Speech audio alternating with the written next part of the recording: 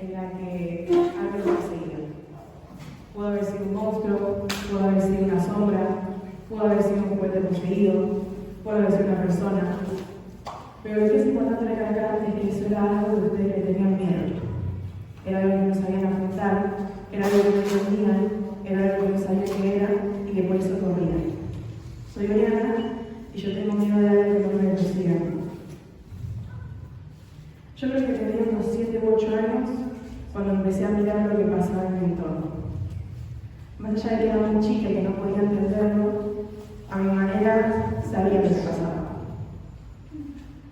Yo recuerdo mucho, por ejemplo, que mis papás me contaban de que en las cenas familiares, cuando invitaban a mi hermana y a su pareja, ellos veían cómo esta pareja que tenía le pedía de una manera muy respetuosa que le alcance la sal, que le alcance el vaso, que le sirva vino.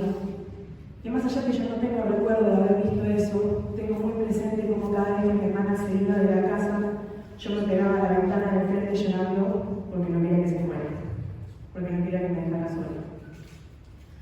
Otro ejemplo puede ser de que yo en mi colegio anterior estaba en un curso en el que había mucho bullying hacia amigas y otros compañeros, y más allá de que yo no recuerdo ni qué me decían a mí ni qué le decían a estos compañeros que tenía, yo tengo muy presente como cada vez que iba al colegio era todos los días ir al gabinete a pedir que me retiren porque o me dolía la cabeza, o me dolía la panza, o me sentía mal. Cosa que no era verdad, solamente no quería estar ahí.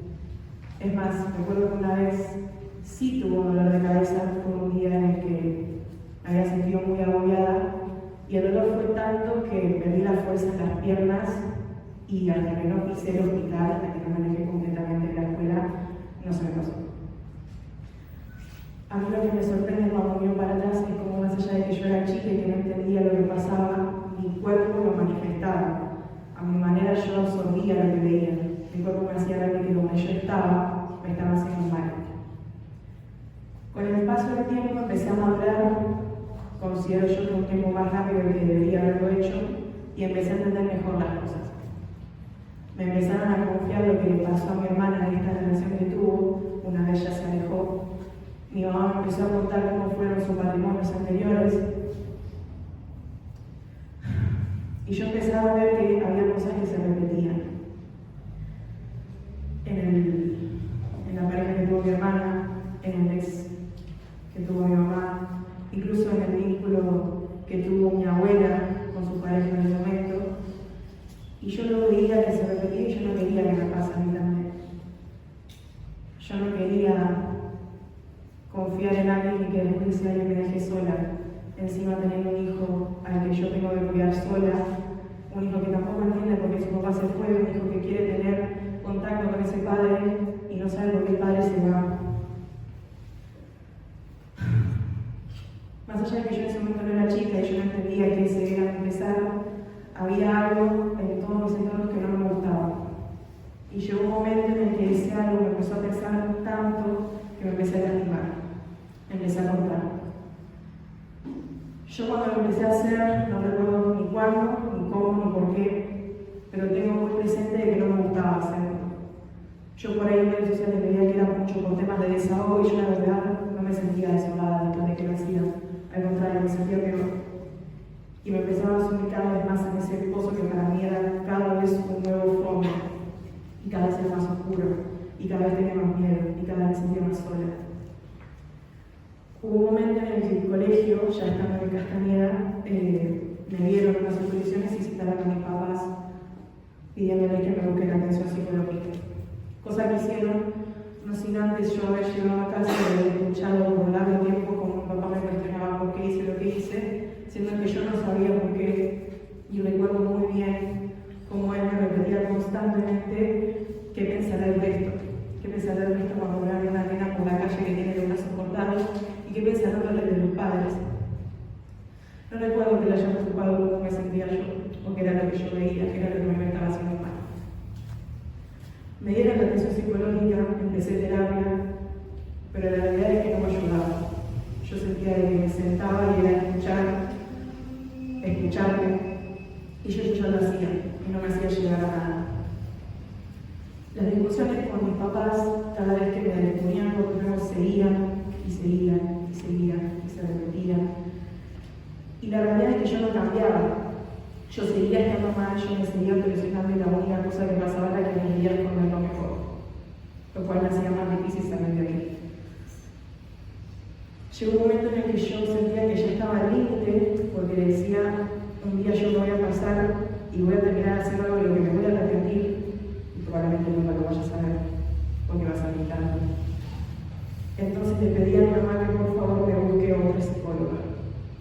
Y ella enseguida fue conmigo y me buscó una nueva, cosa que se agradezco al día de hoy. Y por eso es que ahora conocí a la psicóloga que tengo hoy en día. Para el momento en el que empecé con ella, yo ya estaba 2 meses limpia de las apariciones. Pero con el pasar del tiempo, cuando seguí con ella, empecé a mejorar cada vez más y ese tiempo se empezó a prolongar y yo me empecé a sentir mejor. Mis vínculos se hicieron mucho más fácil. Se me hizo cada vez más fácil dejar de pensar que autolesionarme era la solución a mis problemas que no reconocía, y empecé a mejorar. Un año después de haber estado con mi psicóloga actualmente, le quise preguntar por qué era que yo no autolesionaba. Y ella al inicio no me quiso decir, me dijo que no estaba preparada. Y yo tengo un referente de lo que es apresurarse en alguna situación.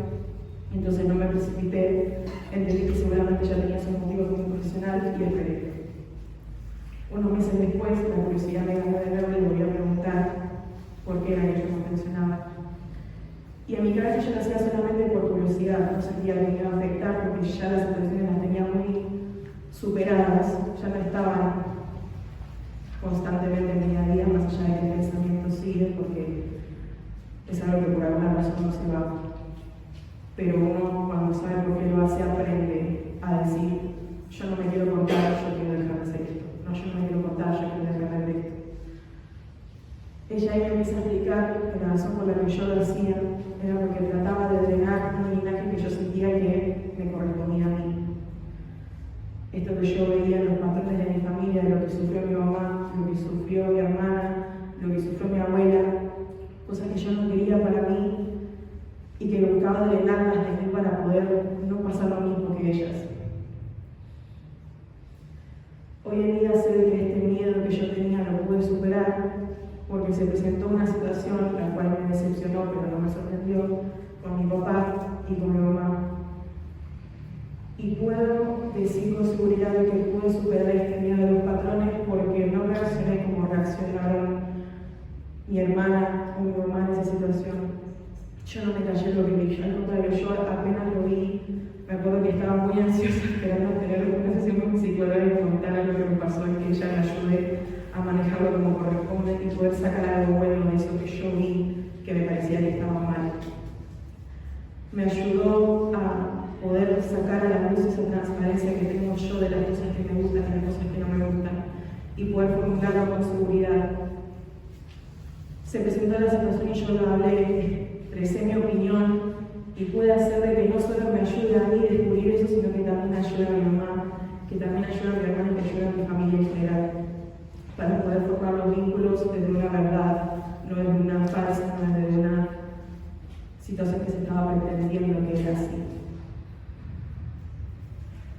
Pienso que hablar del pasado que tenemos como familia no está mal, al contrario, yo los quiero invitar a ustedes a que hablen de las cosas que se repiten en su familia, que las entiendan y que puedan reconocer de dónde vienen para poder mejorar cada vez cómo es la crianza del hijo que viene.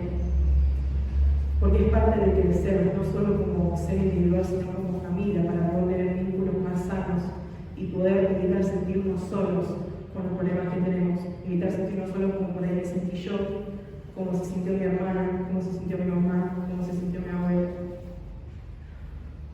Los quiero invitar a que cualquiera que sea el miedo que tengan, no corran de ese miedo, al contrario, deténganse, mírenlo y entiendan de dónde viene. Y les aseguro que por el mero hecho de darse vuelta e intentar